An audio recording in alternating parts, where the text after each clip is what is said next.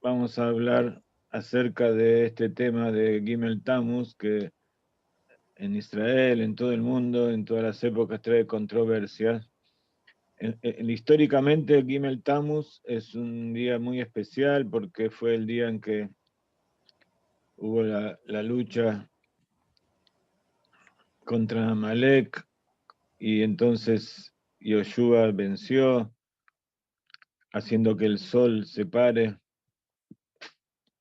y porque de día triunfaba Israel, entonces se disparó el sol para que se alargue el día. Así cuenta la Torá. Después, como le pasó a muchos de los judíos líderes del pueblo de Israel, fue perseguido por el gobierno de turno donde vivían, y algo nuevo fue que, bueno, en realidad no fue algo nuevo, siempre pasó también que los mismos judíos, había judíos que se oponían a él y fueron los que lo denunciaban frente al zar, en este caso el rebe anterior fue en la época de los comunistas, justamente. Eh, lo denunciaron porque difundía los preceptos de la Torá y enseñaba Torá y hacía que el pueblo judío se fortalezca así en Rusia. Y paradójicamente, uno de los proyectos de ley del gobierno que está asumiendo en este momento, justamente esto, estaba mirando lo que pasa en el Parlamento israelí, está asumiendo el nuevo gobierno, están haciendo discursos hasta que se hace la votación. La tendencia es, por ejemplo, destruir asentamientos judíos, pueblos judíos que están en la tierra de Israel, y legalizar asentamientos de beduinos, que son árabes, que están en Israel y que se asentaron en tierras del Estado, y ahora le van a dar el derecho a la pertenencia de esa tierra, o no sé, del asentamiento legal. El asunto es que hace unos 100 años el rebe estaba en Rusia y fue acusado, el rebe anterior, Rabbi Yosef Yitzhak Schneerson, fue acusado de difundir la Torah. Y el proyecto que están haciendo aquí es el que va a proponer lo que sería el Partido Comunista aquí en Israel. Es toda aquella persona que le propone a un chico, estamos hablando de menor de 18 hasta 13, porque menos de 13 no, que quiere enseñarle Torá o ponerle tefilim, y ellos lo toman como que le están religio, ¿cómo sería? Lo están influenciando. Adoctrinando. Adoctrinando. Sí, en una mala asociación, porque hay una ley que le prohíbe a los misioneros y a los evangélicos hacer que los judíos cambien de religión, convencer o evangelizar a los judíos. Entonces ellos quieren extenderlo también a que los judíos no sean enseñados o influenciados para ser judíos, para cumplir los preceptos de los judíos, cosa que en todos los países del mundo, hoy en día, hasta en Rusia, Putin está ayudando al Sheliach de Chabad y a todos los que quieren hacer Beit Knesset, y es un amigo muy grande. Y en cambio acá quieren hacer un proyecto de ley que aquel que hace eso, como en la calle, que se ponen a poner tefilim a la gente en general, si es para alguien menor de 18 años, lo ponen preso 6 meses. Ese es el gobierno que está subiendo aquí en Israel. Y como Israel tiene tanta influencia en todo el mundo, todo eso es una influencia también para todas las naciones. Le da piedra libre y muestra que hay un gobierno débil, y entonces cuando hay debilidad, aquellos que quieren atacar, atacan.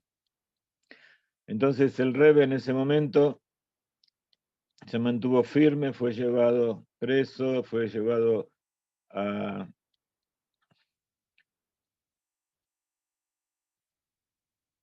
la cárcel para interrogatorio, fue torturado, fue puesto, como se acostumbra, poner en una celda pequeña, sin luz, con agua en los pies y que no se podía parar, lleno de bichos. Y bueno, al final sucedió que lo iban a acusar para pena de muerte. Esa pena de muerte fue conmutada al exilio, se lo mandó al exilio, y después, cuando él salió, eso fue el 3 de Tamuz, y después el 11 y el 12 de Tamuz, ese exilio fue conmutado por libertad. Se lo dejó salir, entonces el Rebbe al poco tiempo se fue de ahí y se fue a Estados Unidos, y en Estados Unidos hizo la gran revolución, y después llamó a su yerno, el Rebbe de Lubavitch, y le dijo que vaya a Estados Unidos. El Rebbe estaba viajando por por toda la Europa en la época de la guerra para fortalecer a los judíos, para ayudar a la gente. Y entonces le dijo que vaya para allá, y el Rebbe entonces fue, y el 10 de Shvat del 1950, el Rebbe anterior falleció y tomó el liderazgo el Rebbe nuestro que nosotros conocemos. Y entonces, entre las cosas que él dijo, cuando alguien le habló que el Rebbe anterior, Hasbe Shalom, había muerto, él dijo a ver, un segundito que tengo las palabras exactas, me acuerdo dónde lo puse. Bueno, el asunto dijo que no hay que permitir que nadie diga algo así, y que esa persona que dijo eso era una persona que no entendía. Bueno, no tengo las palabras exactas porque lo leí en hebreo y quiero traducírselos bien, pero el tema es que prohibió decir que el Rebbe estaba enterrado y que él estaba vivo. Y después explicó muchas otras cosas, otras sijot, que cuando el líder de la generación sale, él es una parte de Moshe. Y Moshe está escrito en la Torah, como David Ameles, como Jacob, él no muere. ¿Por qué? Porque su alma no se va al Shamaim como las almas generales, en general, sino que es un alma que se mantiene conectada a su Hasidim y conectada a todo el pueblo de Israel, y como nosotros vemos, también conectada a todos los pueblos del mundo para elevarlos, para despertarlos a la conciencia de Dios y traer al Mashiach. Entonces, por supuesto, hay parte de Chabad que admite eso, y parte que no lo admite públicamente, aunque sabe que es así. El kit de la cuestión es que vivimos en una generación que es la última del exilio y el principio de la redención. Entonces, ese Gimel Tammuz, del cual hablamos dos eventos importantes, es también el día en que el Rebbe físicamente tuvo un stroke, y, perdón, fue el día, eso fue antes. Después, como consecuencia de eso, su cuerpo dejó de funcionar, o como sea que se diga. De todas maneras, fue enterrado el cuerpo como corresponde, y fue practicada la purificación y todo el ritual como corresponde de acuerdo con la halajá. Pero de todas maneras, él explicó que lo principal del Rebbe no es el cuerpo, porque el cuerpo está anulado completamente al alma. Entonces, ese cuerpo pasa algo que nosotros no entendemos, pero que así como él siempre estuvo como un alma de Moshe, la reencarnación, que es el líder del pueblo, y fue la voz de Dios a través del cual Dios nos da las revelaciones y nos habla, así también sigue ahora.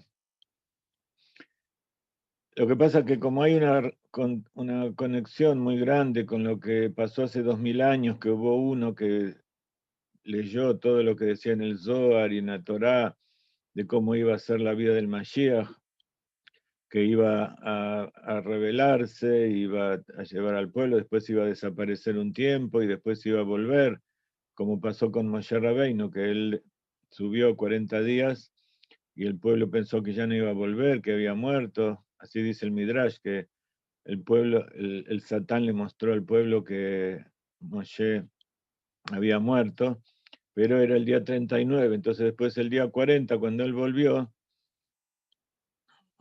vio que habían hecho el pecado del becerro de oro. Entonces, así como Moshe subió al cielo con cuerpo y alma entero, y allí recibió la Torá, ese es el poder que tiene el líder de la generación, el Mashiach, que se reencarna de generación en generación para ser el líder del pueblo de Israel. Entonces, a pesar de que en forma natural las cosas pasaron como pasan a todos los seres humanos, la forma en que tenemos que expresar aquellas cosas es diferente, no podemos usar los mismos términos. Entonces, nuestros ojos no lo ven. ¿Qué pasó? No lo podemos entender. Pero pasó lo mismo que pasó con distintas figuras en la Torá, donde dice que están vivos, como cantamos siempre, David Melech Israel, Jai Kayam.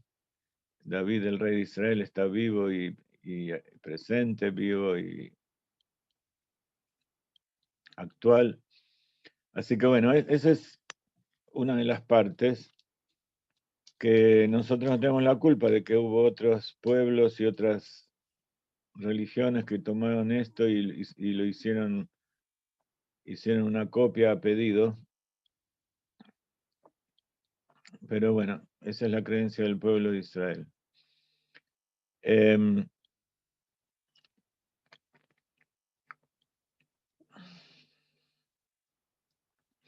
Yo lo que quería dedicar hoy es a distintos principios de la Torá.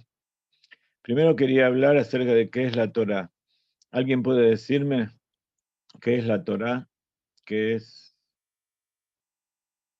Así en las palabras de cada uno, no hace falta que sea catedrático ni sea la definición exacta, pero ¿qué piensa cada uno que es la Torá? Si me pongan que levantan la mano y yo les doy el sonido. ¿Quién quiere hablar? Que no sea Marcos. Está censurado.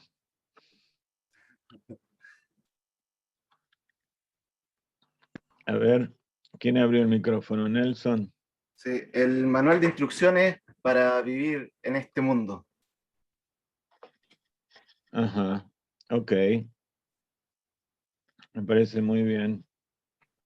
Es un manual de instrucciones para vivir en este mundo.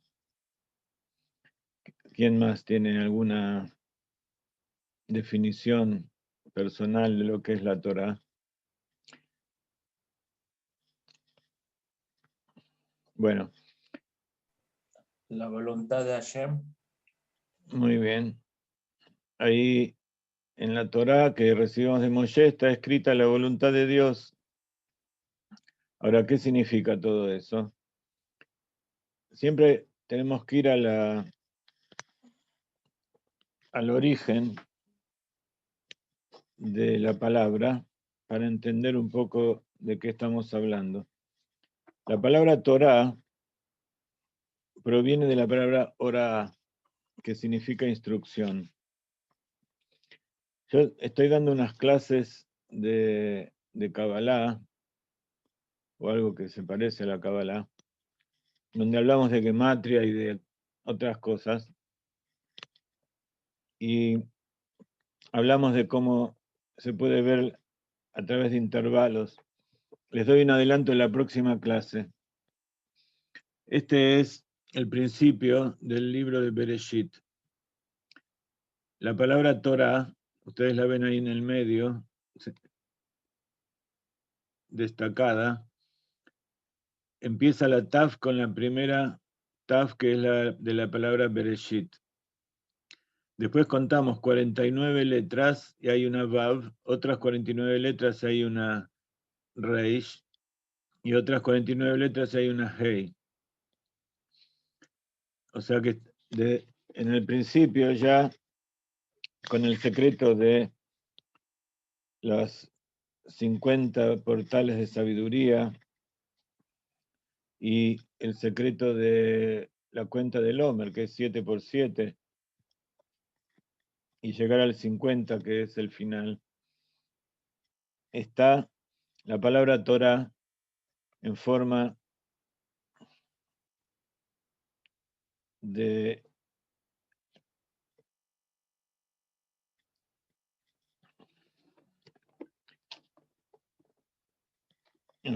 intervalo. En el segundo libro de la Torah, que es el libro de Shemot, pasa lo mismo. La primera Taf del libro de Shemot, que es Éxodo, dice Be'ele Shemot Bene Israel. Estos son los nombres del pueblo de Israel que bajaron a Egipto. La primera Taf de la palabra Shemot, contamos 49, hay una Vav, otros 49 hay una Reish y otras 49 hay una Hei. ¿Lo ven? Después, en el libro, pasa lo mismo en el primer libro y en el segundo libro de los 5 libros de Moshe. Si tomamos el libro de Bamidbar, pasa algo completamente fabuloso. El libro de Bamidbar, tenemos una Hei de la palabra Moshe, que es el que nos entregó la Torah. Vaidaber Hashem el Moshe, dice. Hay una Hei, 49 letras hay una Reish, 49 letras hay una Vav y 49 letras hay una Taf. ¿Lo ven? O sea que está al revés. Se ve perfecto, gracias. Se ve al revés en el cuarto libro. En el quinto libro pasa lo mismo.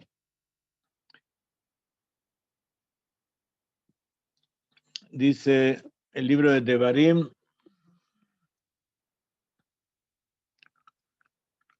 que Moshe le habló a todo el pueblo desde las orillas del Jardín,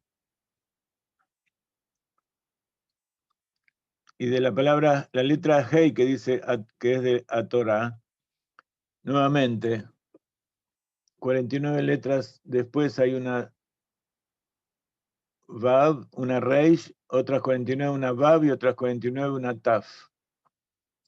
Tenemos de vuelta la palabra Torah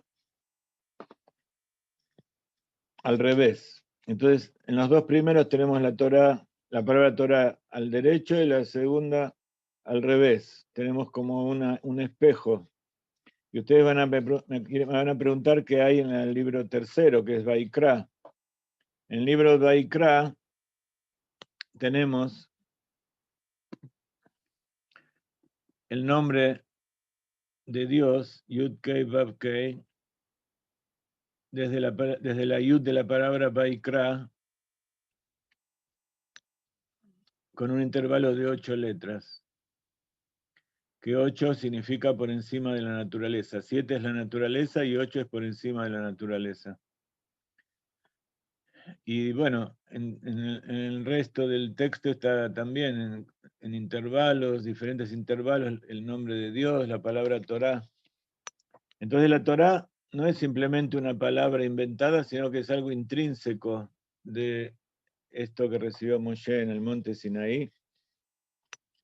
y que por un lado está la Torá, después del otro lado está la Torá al revés, quiere decir que hay una Torá que está en el cielo, otra Torá que está en la tierra, y que dos son espejos uno del otro, y que en el medio está Akadosh Baruj Hu. Son las interpretaciones. Entonces quise empezar por la interpretación cabalística. Como ustedes se dan cuenta, la gematria no hay que ser un matemático para saber gematria. Lo que sí hay que saber encontrar el significado, aparte de saber hebreo. Hay que entender un poco el significado de lo que se está buscando. Pero esto es algo completamente sencillo que durante miles de años estuvo ahí y hace poco que lo encontraron, no figura en ningún otro libro. Entonces, podemos decir que la Torá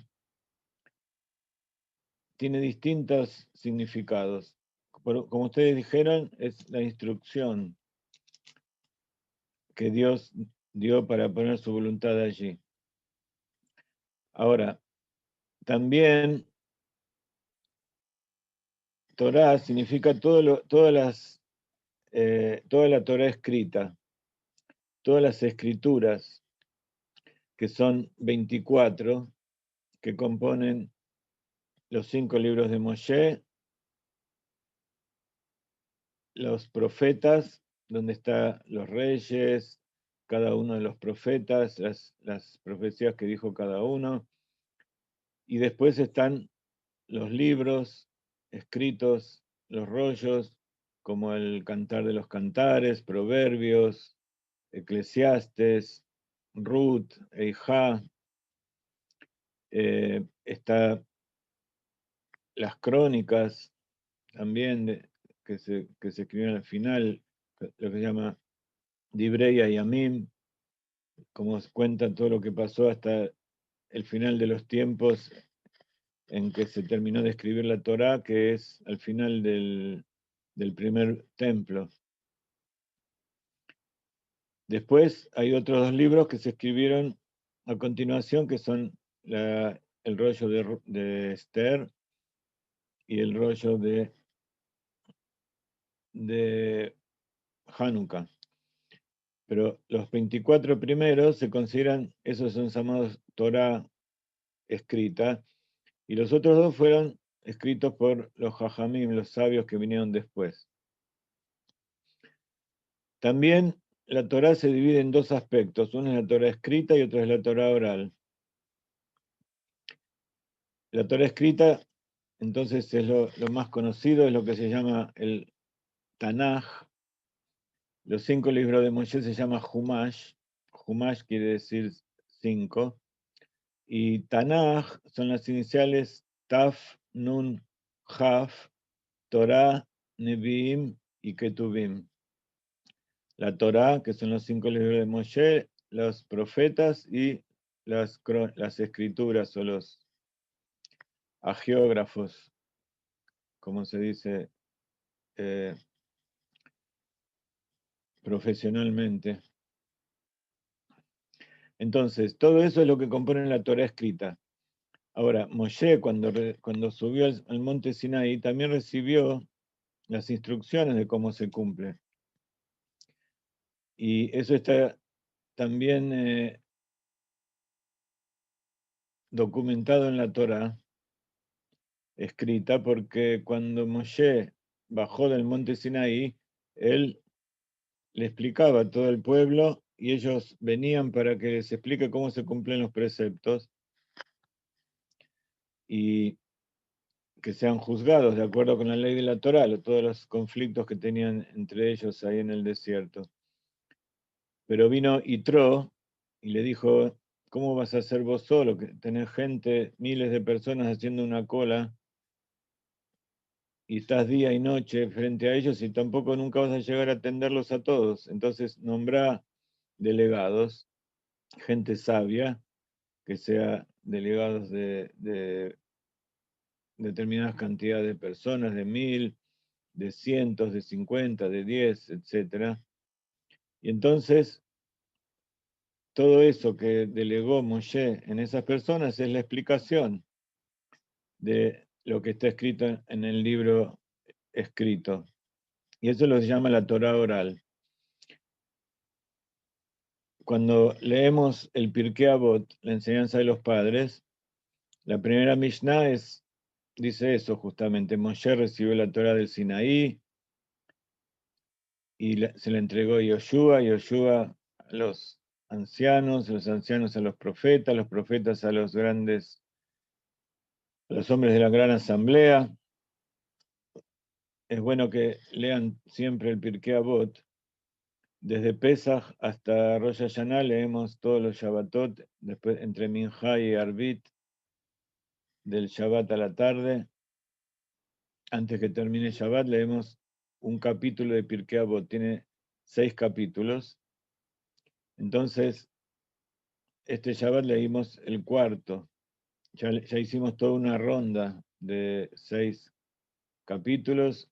Desde Pesach ya hicimos 4 Shabbatot que leímos Pirkei Avot, el Shabbat que viene 5, y después cuando nos acercamos a Rosh Hashanah ya queda menos tiempo, entonces se leen 2 capítulos cada Shabbat. Entonces hacemos 3 ciclos y leemos todo Pirkei Avot. Pirkei Avot es el libro de ética, es parte de la Torá oral, que no entró dentro de la Mishnah, dentro del Talmud, pero que nos da instrucciones de cómo comportarnos en la vida para cumplir en forma adecuada los preceptos que están escritos en la Mishnah. Entonces, ¿qué es la Torá oral? La Torá oral es una recopilación de las leyes y reglamentaciones que trajo Moshe y que fueron repetidas. La palabra Mishnah significa repetición. Viene de la palabra Shaini, Stein. Entonces, de maestro a alumno, fue transmitido en forma oral hasta que cuando se destruyó el templo, el segundo templo, y el pueblo de Israel era disperso y los romanos se empeñaron en matar a los rabinos, a los maestros, justamente para que desaparezca la Torá. Entonces, Rabí Yehuda Nasi, que era el presidente, el príncipe del Sanedrín en esa época, junto con todos los sabios, decidieron escribir la Mishnah para que no se perdiera. Entonces, la gente que fue a los distintos exilios por todo el mundo tenían una copia, a pesar de que no había sabios tan grandes como había antes, pero tenían una copia de la Mishnah y después durante 400 años, más o menos desde hace 1800 años y durante 400 años se fue explicando toda esa Mishnah. Los que estaban en la Mishnah son todas las épocas que dije antes, y después en el segundo templo también hubo sabios que siguieron la transmisión de la Torá. Después en el segundo templo hubo parejas, que era el presidente del Sanedrín y el presidente del Beit Midrash, del estudio de la Torá, los que transmitían todas esas cosas y determinaban cómo se decía la halajá.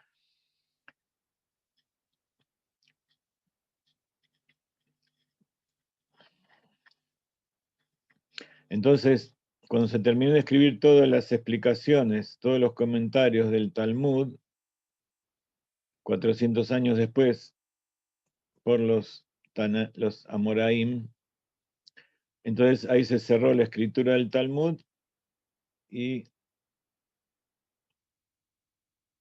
la Mishnah está escrita casi todo en arameo y el Talmud está escrito, perdón, la Mishnah está casi toda escrita en la Shona Kodesh, en hebreo, porque fue la transmisión desde Moshe, y el Talmud, que es el estudio de esa Mishnah, está en su mayor parte en arameo, que era la lengua coloquial de esa época. Así, en la Gemara, en el Talmud, están escritos la base de cuál es la voluntad de Dios y cómo se aplica y cómo se tienen que cumplir las alajot, los preceptos.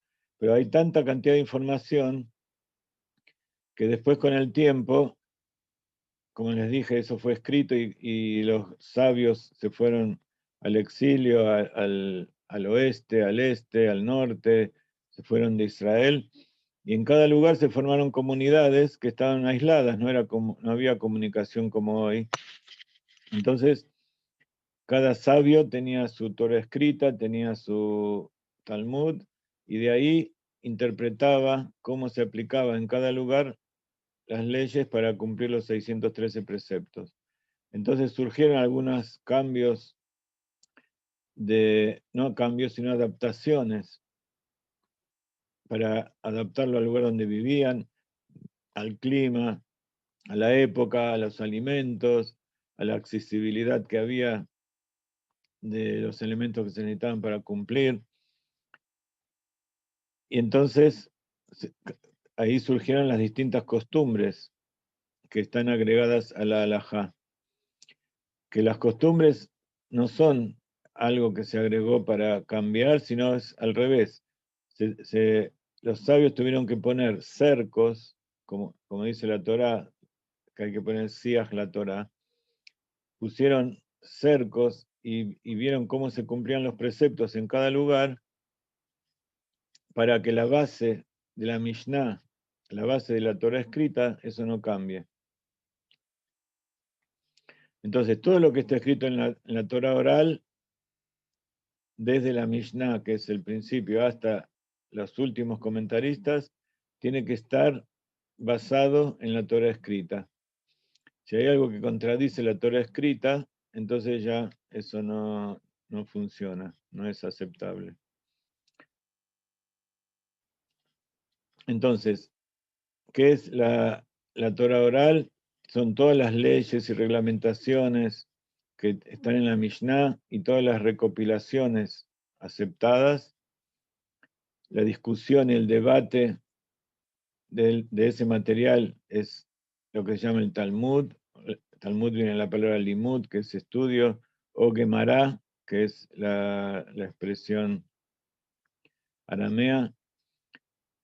Después hay historias, muchos de los midrashim, como nosotros los conocemos, las agadot, las historias que se cuentan acerca de todo lo que pasó en la historia de Israel, que no están escritas en la Torah oral escrita, se llama midrashim. Entonces dentro de la Gemara también están los sabios que escribieron en el midrash, hay historias, hay enseñanzas, y también están todas las enseñanzas que tuvieron un consenso a través de todas las generaciones. Siempre todo lo que está escrito es porque o viene de la Torah oral y directamente de la transmisión de Moshe o de la Torah escrita, o porque hubo un grupo de rabinos que vieron que eso era correcto hacer y se mantuvo durante mucho tiempo, entonces eso quedó. Entonces, como decía en la Torá, es la voluntad de Dios, de tal manera que se la entregó al hombre para que él la cumpla. Hay algunas personas que dicen, no, yo creo solamente en lo que dice Dios. Lo que dicen los hombres yo no creo. Entonces yo quiero saber de dónde escuchó lo que dice Dios. Lo que dice Dios se supone que quiso decir que cree lo que está escrito en la Torá, pero no lo que dice en la Torá oral. Pero lo que está escrito en la Torá lo dijo Moshe, que Moshe fue un hombre. Y él explicó toda la transmisión de la Torá oral, la transmitió Moshe y se la dio a los hombres. Entonces, no hay nada que alguien haya escuchado, por lo menos en nuestra generación, que haya sido directo de la boca de Dios, sino que todo eso es al contrario. Los grandes sabios que están anulados a la voluntad de Dios son los que tienen lo que se llama Ruach HaKodesh, que es que Hashem les revela en su mente la respuesta a las cosas que tienen que ver con la Torá, de cómo comportarse, o incluso cuando alguien le hace una pregunta a un Talmid Jajam y él contesta formalmente con toda la sabiduría que él tiene y su experiencia, pero en realidad la respuesta y lo que sale de su boca es porque Akadosh Baruj Hu invistió dentro de él esa sabiduría, esa palabra de él para que ese Talmid Jajam lo diga. Y por providencia divina lo dice. Entonces Ruach HaKodesh no es un espíritu, no es un ser creado que anda por ahí, se viaja, está entre las cortinas y se lo ve en las sombras. Si alguien dijo que ve eso, hay que decirle que vaya al psiquiatra y que le dé una pastilla. Es el trabajo de la persona que se ocupó de la Torá y cumplió los preceptos, y entonces, y agata umatzata también, si se esforzó y lo conseguiste, entonces créelo.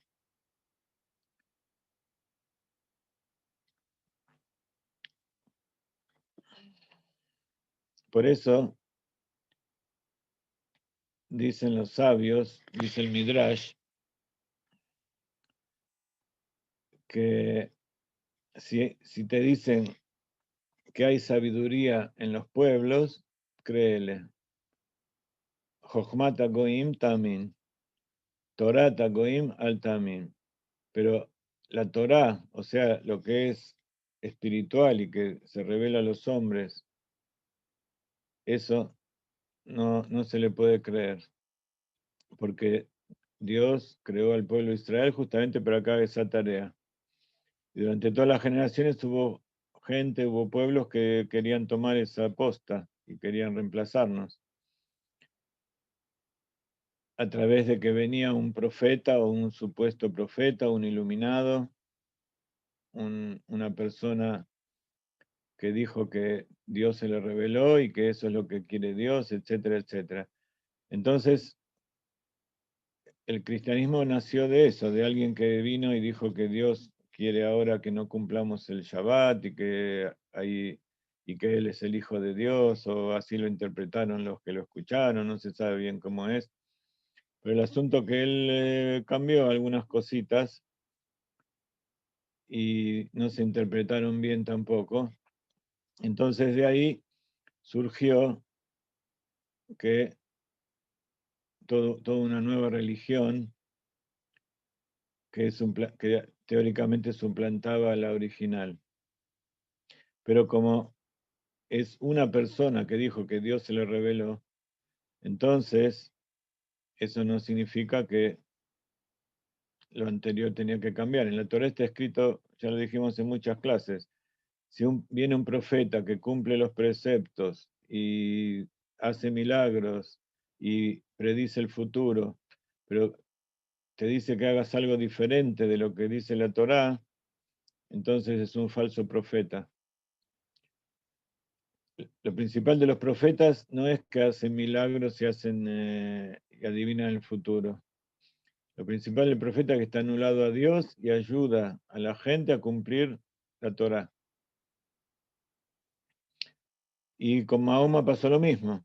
Él al principio quería que los judíos lo acepten,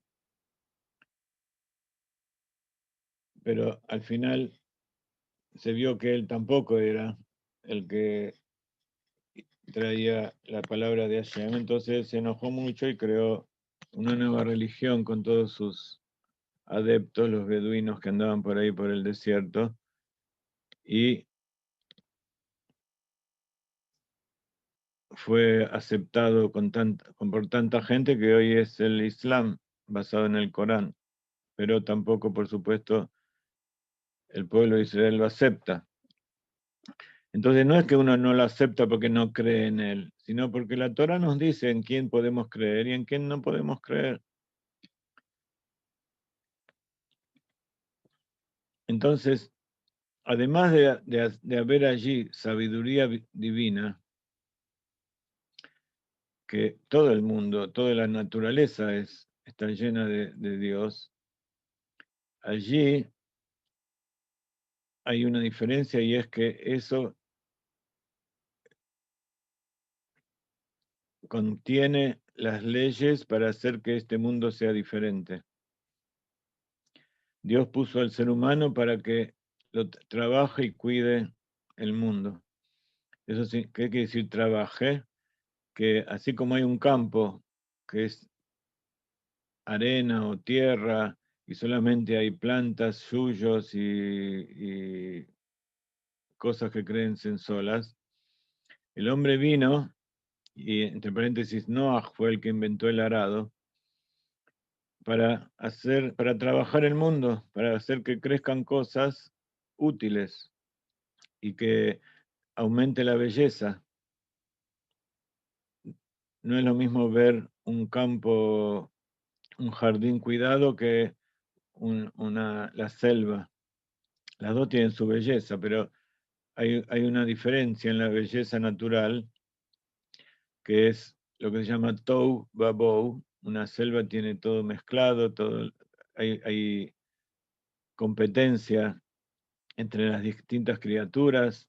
El más fuerte, el que mejor se adapta, es el que triunfa y sobrevive. En cambio, cuando viene el hombre, él pone orden y hace que las cosas tengan una belleza diferente, que es la belleza que hace que uno sepa que Dios es el que está detrás de todo eso. Y entonces, a través de las nuevas máquinas y de las nuevas tecnologías y del descubrimiento de los secretos de la naturaleza, un animal no puede pensar cómo es el universo, o cómo es un átomo, o qué es la energía, o cómo utilizar toda esa energía. A través de todo eso, el ser humano tiene la capacidad de revelar a Dios. Por eso Dios en la Torá dice en el último día que Dios descansó o dejó de trabajar de todo lo que Él hizo en esos 6 días para hacer. Eso lo decimos todos los viernes en el Kiddush. ¿Qué quiere decir para hacer? Hacer quiere decir hacer algo nuevo, crear un orden, una estructura que revele algo. Por ejemplo, si nosotros tenemos una cascada de agua, ahí hay una energía tremenda. Pero si ponemos un aparato que eso gire y mueva un molino, entonces ahí se va a poder hacer harina y se va a poder sacar electricidad, energía, y se va a poder revelar el verdadero potencial que hay en todo eso. Si no, es simplemente tohu babou, algo que crece, que funciona en forma inconsciente, en forma al azar. Y sobre todo, el ser humano es llamado medaber. Así como Dios crea con su palabra, así también la principal fuerza y el principal poder que hay en el ser humano es hablar. Porque al hablar se puede transmitir al otro lo que uno tiene adentro y el otro escucha y lo supera, y así al hablar, como decíamos, la Mishnah, la Torah se va repitiendo y se va transmitiendo de maestro a alumno. El alumno va superando al maestro y va adquiriendo más conocimientos y más revelaciones de Dios. Entonces, todo este proceso se llama proceso de maduración. Cuando recién la humanidad estaba en pañales, no se podía pedir demasiado. no tenían mucho conocimiento de la ciencia, de la naturaleza, tampoco de Dios. Solamente confiaban en forma natural. Pero en nuestra época, que es la época más oscura, es justamente cuando nosotros tenemos que poner todo nuestro potencial y tomar todo ese conocimiento para revelar cosas nuevas. Por eso no es casualidad que nosotros, que estamos en una capacidad de conocimiento y de razonamiento y también incluso de sensaciones, de emociones, mucho más baja que nuestros antepasados, ni que hablar de aquellos que recibieron la Torá, que estaban completamente perfectos. Los profetas, a medida que pasan las generaciones, la humanidad fue bajando. Pero sin embargo nosotros tenemos mayor cantidad de conocimiento y de mayor calidad que aquellos que estaban en nuestras generaciones anteriores. Porque fuimos recibiendo todo lo que se acumuló. Y entonces por eso podemos tener más revelación y capacidad de ver las maravillas de Dios. Un astronauta que viaja por el espacio ve el mundo como nadie lo vio. Y no es porque el astronauta construyó la nave ni hizo nada. Lo llevaron allá, lo prepararon, sabe manejarlo. Y todos los que hicieron toda esa tecnología nunca subieron al espacio. Esa persona tuvo el mérito, la suerte de estar ahí y ver el mundo en forma diferente completamente. Ver la luna, ver las estrellas, ver el mar. Nosotros mismos viajamos en avión, vemos el mundo como nadie lo vio, salvo Shlomo Amelech, que él viajaba en las alas del águila, como cuentan las historias.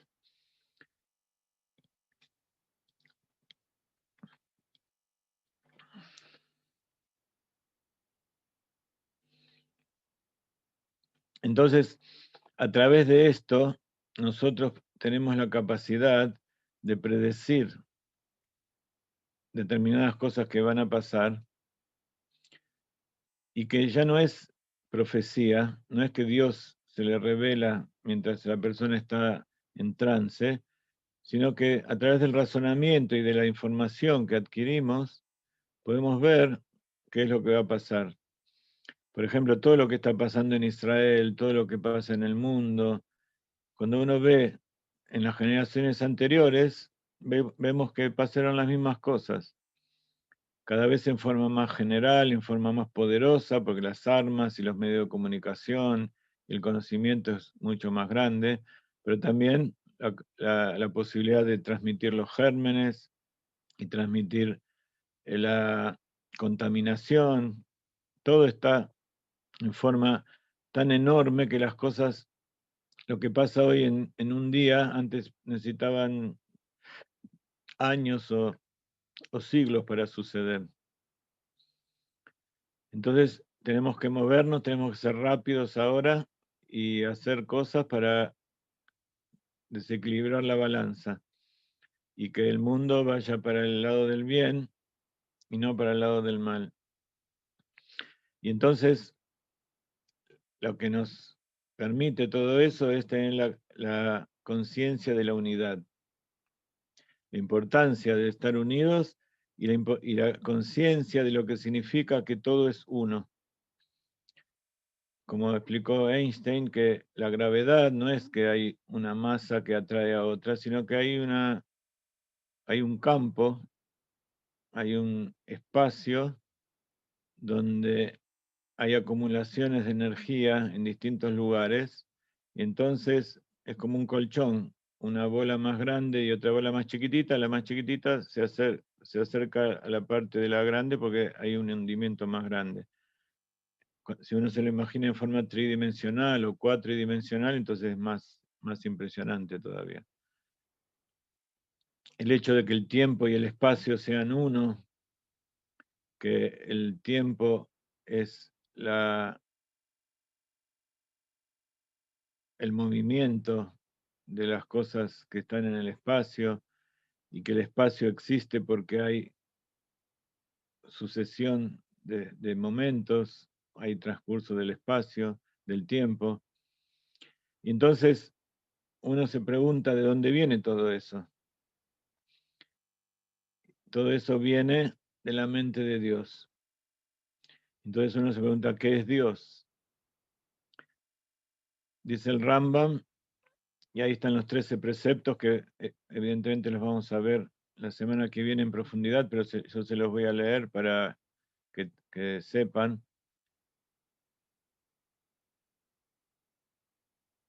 que saber qué es Dios se puede enumerar, pero es importante vivirlo y tratar de sentirlo adentro, que significa el todo, el uno, y que todo es uno, que nosotros somos parte de Él, y que Él hizo todo y que siempre existió, que para Él no hay tiempo, que Él es, fue y será, y que está en todos lados.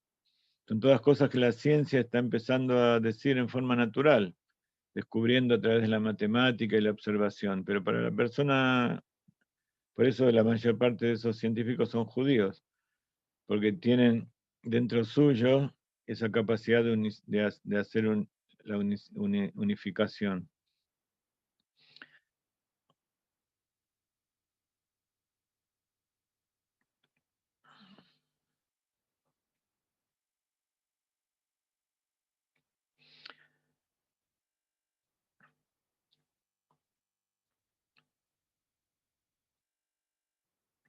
Cuando Dios creó al hombre, te ha dicho que él hablaba directamente con Dios y lo veía y estaba percibiéndolo constantemente con todos sus sentidos y su mente y su cuerpo. Cuando cayó, perdió toda esa capacidad y todo el trabajo que estamos haciendo nosotros ahora es volver a recuperar eso que Adán perdió. Pero ahora es mucho más fuerte porque lo estamos recuperando a través del esfuerzo nuestro. Y por cierto que es un esfuerzo que trae sufrimiento. Pero todo crecimiento y evolución surge del sufrimiento. Y por eso, a pesar de que el pueblo judío fue perseguido y fue torturado y hecho sufrir durante todas las generaciones, nosotros sabemos que el alma no muere y que el cuerpo va a la tierra y de la tierra vuelve a surgir con los alimentos que comen las personas y esa alma vuelve a reencarnarse y que nada se pierde, que todo está dirigido a que hacia el final de los tiempos, que es este momento que vivimos ahora, se llega a la perfección y se llega a la unidad. Ahora, lo más interesante es que así como Dios creó en 6 días, el séptimo descansó, para Dios un día son 1000 años. Entonces estamos al final del 6.º día, en el momento en que Adán pecó, en que él tenía que decidir si hacer lo que dice Dios o hacer lo que él quería, se le ocurrió. Entonces, en este momento, nosotros tenemos en nuestras manos la capacidad de decidir nuevamente.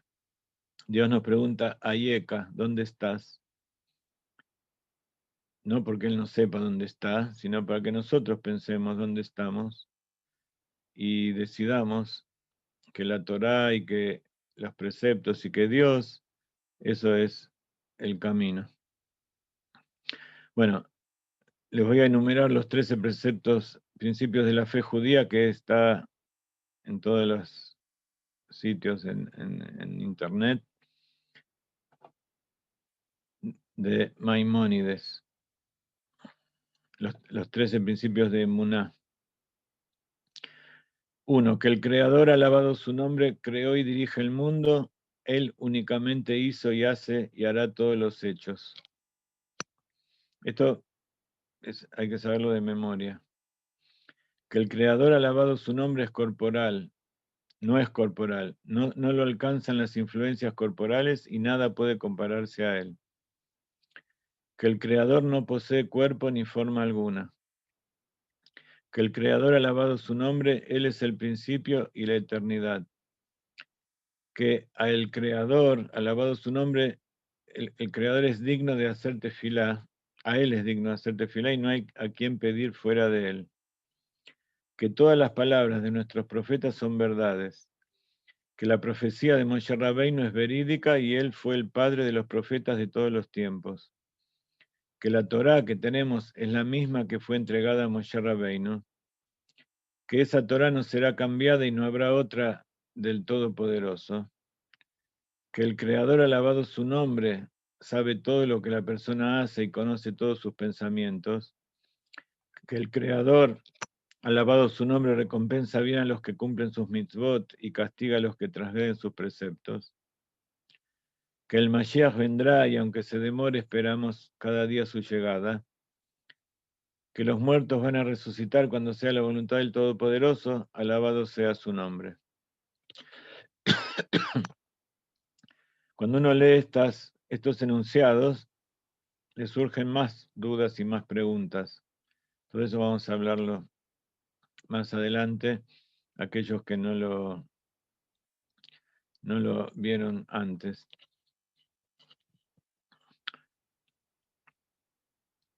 Bueno, fue una clase intensa, se me pasó volando, ya pasamos 1 hora, así que si tomaron nota de alguna de estas cosas que dijimos, repásenlo, y si no, vuelvan a verlo, así la semana que viene profundizamos.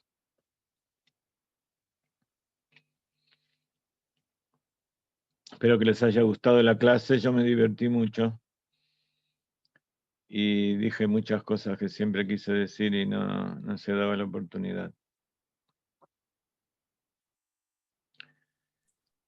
Nuestro ingeniero Picasso llegó tarde, se ve que no miró mis mensajes, pero bueno, ahora en un ratito voy a bajar esta clase y la voy a poner en el YouTube para que la puedan ver de nuevo.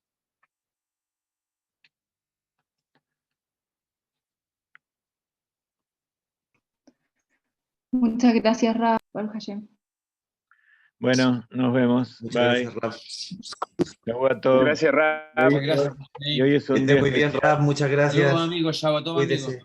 Y hoy es un día especial para ponerse de acá, para tomar buenas decisiones y para conectarse con el líder de la generación, el Moshe de la generación, y recibir las instrucciones para seguir avanzando.